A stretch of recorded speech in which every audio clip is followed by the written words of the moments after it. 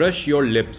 हमें पता है कि हमारी स्किन रेगुलरली खुद को रिन्यू करती है और खुद की स्किन को हेल्दी और ग्लोइंग रखने के लिए हमें उसे एक्सफोलिएट करना जरूरी होता है। हाउएवर हम ये नहीं जानते कि हमें अपनी लिप्स की डेड स्किन को भी रिमूव करना होता है। हमारे लिप्स तभी अच्छे लगते हैं जब वो फुल, हेल्दी और ब्राइट कलर के होते हैं, और ऐसा करने का सबसे अच्छा तरीका होता है हफ्ते में 1-2 बार अपने लिप्स पर ब्रश यूज करना। नंबर 7, लुक अप और अहेड। चाहे आप अपने शूज की तरफ देख रहे हो या फिर फोन को यूज कर रहे हो, मेल्स और फीमेल्स दोनों को दूसरा जेंडर अनअट्रैक्टिव लगता है जब वो नीचे देख रहा होता है, क्योंकि सर झुकाए रखना साइन होता है लो कॉन्फिडेंस और सैडनेस का।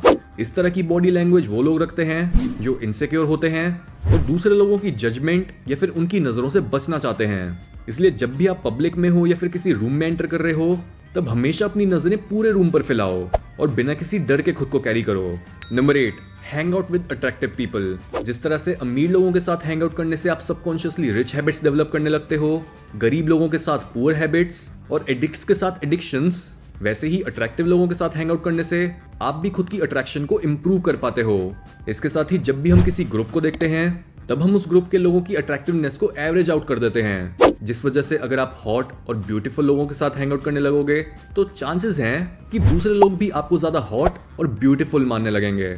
Number 9, relax your eyebrows. Attractive eyes usually 2 types की होती हैं, यानी hunter eyes that signal dominance और big rounded eyes that signal youth. और ये दोनों आई शेप्स डेवलप होती हैं हमारी स्कल की शेप और अगेन टंग पोस्चर से।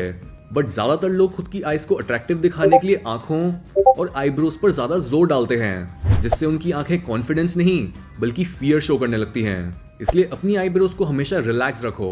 Number 10, make your face look symmetrical.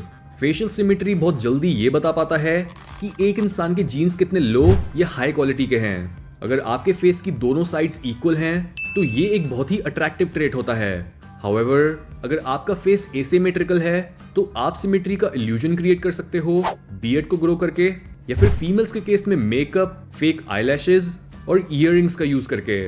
इसके साथ ही ये भी याद रखो कि आपका स्लीपिंग पोस्चर भी आपकी फेशियल सिमेट्री को खराब कर सकता है। अगर आप पेट के बल या फिर एक साइड से फेस डाउन करके सोते हो तो इससे आपकी एक साइड ज्यादा फ्लैट बन जाएगी और दूसरी ज्यादा बल्की। इसलिए सोते टाइम अपने दोनों साइड एक पिल्लो रख लो ताकि आप पलटो ना और अपना फेस सीधा रखकर ही सो। नंबर 11, डिस्प्ले अ कॉन्ट्रास्टिंग कैरेक्टर। आपको पता है कि क्यों द रॉक की इतनी बड़ी फैन फॉलोइंग है या फिर क्यों शाहरुख खान के पीछे लोग पागल होते हैं? ऐसा इसलिए क्योंकि इस टाइप के लोग एक कॉन्ट्रास्ट को डिस्प्ले करते हैं। रॉक इतना मस्कुलर और डोमिनेंट दिखने के बावजूद भी हर एक के साथ काइंडली और रिस्पेक्टफुल मैनर में कम्युनिकेट करता है, और शाहरुख भी सबसे बड़े एक्टर होने के बावजूद इतने हम्बल, डाउन टू अर्थ और चार्मिंग हैं। यानी ऐसे बनो कि सामने वाला एक्सपेक्ट कुछ और करे लेकिन आप उन्हें दो कुछ और। Number 12, never get over excited in the beginning.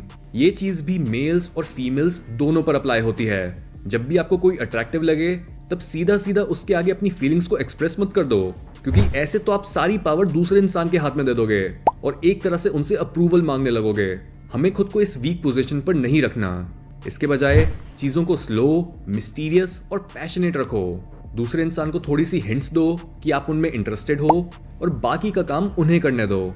Lastly, अगर आप ये समझना चाहते हो कि आज के बदलते कल्चर में किसी को साइकोलॉजिकली अपने पीछे पागल कैसे करना है, तो इस वीडियो को देखो।